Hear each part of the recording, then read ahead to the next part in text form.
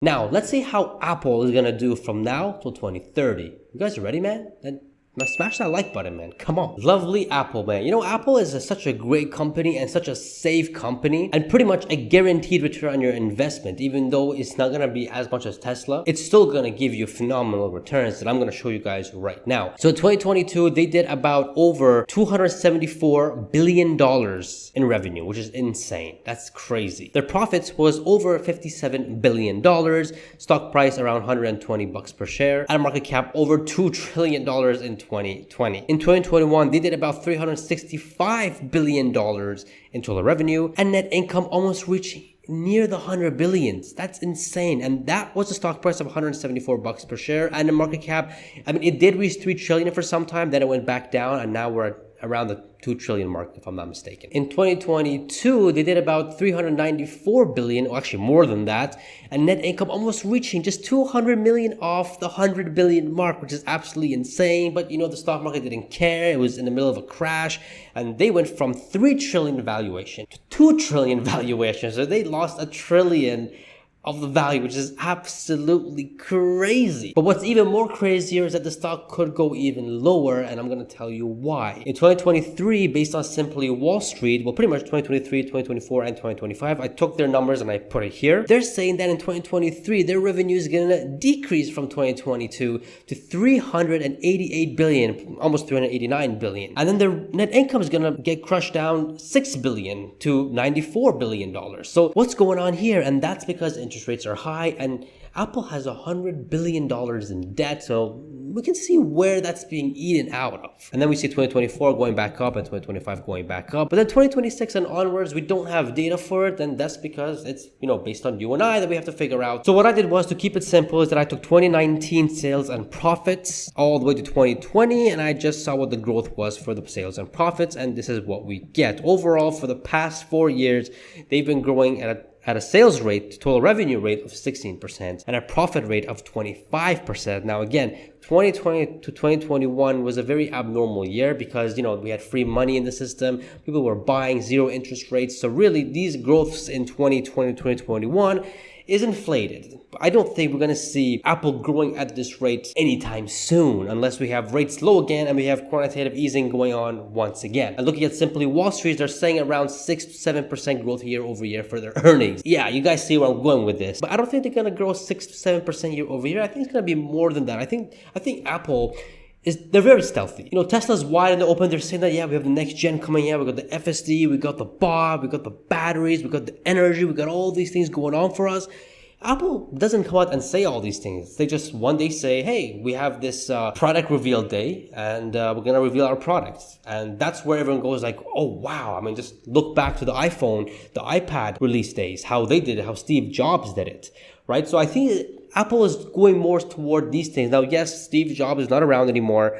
We have Tim Cook, who's more into scaling and, you know, making more money for investors compared to Steve Jobs, who just wants to make, you know, new and innovative items and products for us to live better, kind of like what Elon Musk is right now. But nonetheless, even though Apple's innovation has been taking a back seat, don't bet against that. I do think that they have something coming up, and once it's revealed, and we can see the stock price jump to the next level. We'll see what happens that day, and obviously valuations will change. It's just based off today and how they're gonna go if they didn't innovate. So with that, I'm saying a 12% growth year over year for their revenue, and by 2030 we get over $680 billion, which is insane. And then for their earnings, I gave it an 8% year over year growth, and we get around almost $159 billion in net income. Now, shares outstanding. Here's why I say Apple stock is a safe and guaranteed stock to invest in.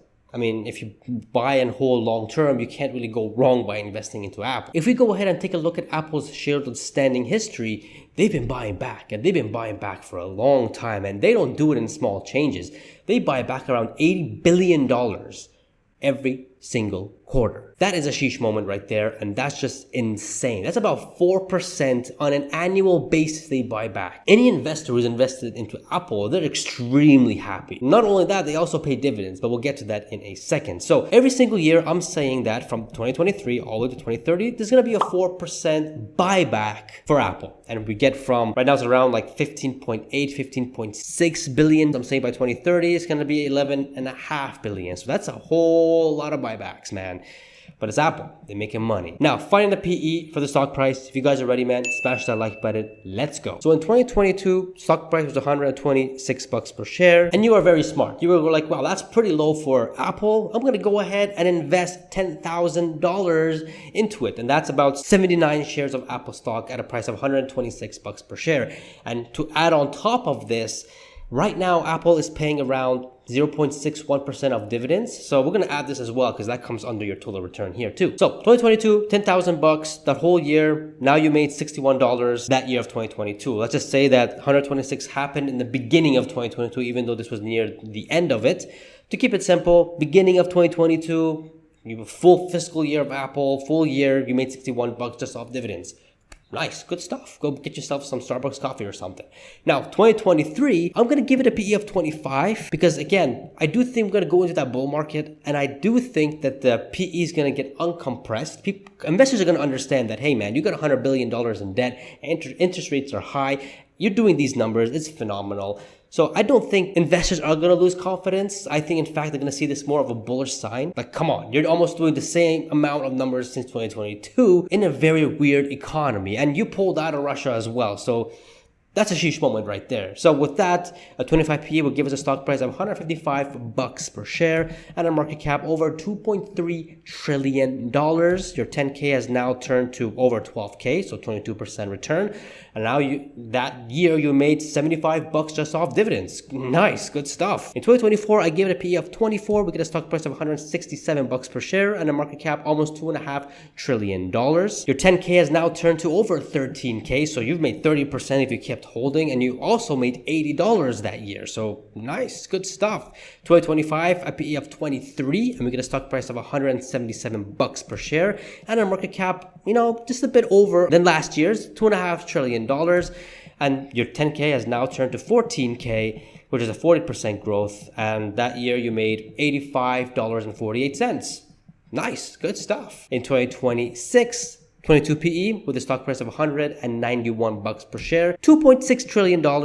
It's going up gradually a little bit, but now you've made 15K compared to 10K. That compound interest is working well even for a company like Apple. Sheesh. And you've also made 92 bucks on dividends. Good stuff. In 2027, 21 PE, 205 bucks per share, a market cap almost $2.5 trillion, 16K, another K on top of that, 60% growth from 2022 till now, insane. Almost 100 bucks in dividends in that whole year. Nice stuff. In 2028, I gave it a PE of 20 with a stock price of 220 bucks per share and a market cap over $2.7 trillion. Again, another slap on 1,000 to that. We get 17,000 bucks. You made 7K in literally, you're making a K a year just off Apple alone, just off their capital gains. And then you got 106 bucks for dividends. That's good stuff, man. Apple is solid. 2029 and 2030, I kept it at 20 PE. And by 2030, as you can see, 278 bucks per share and a market cap almost reaching 3.2 trillion. And now your investment more than doubled, man. I mean, almost 22,000 bucks from 10,000. That's absolutely insane. And that year you also made 134 bucks in terms of dividends. Overall, in dividends for that whole entire 8 years you bought the stock, you made about 851 bucks in dividends. If you add that into the total capital as well, that's about almost $23,000 or over 128%. Sheesh. That's crazy. For Apple to give you 128% in about 7 years, that is insane. And that is a trooper. Now, again, if there's innovation here and there's new products coming out, we can probably see this number instead of 128%, it's going to be around the 200%, maybe 300%, depending on what they innovate and they bring to the market. But this is just based off now and today and no innovation. So that's still amazing. That's crazy good.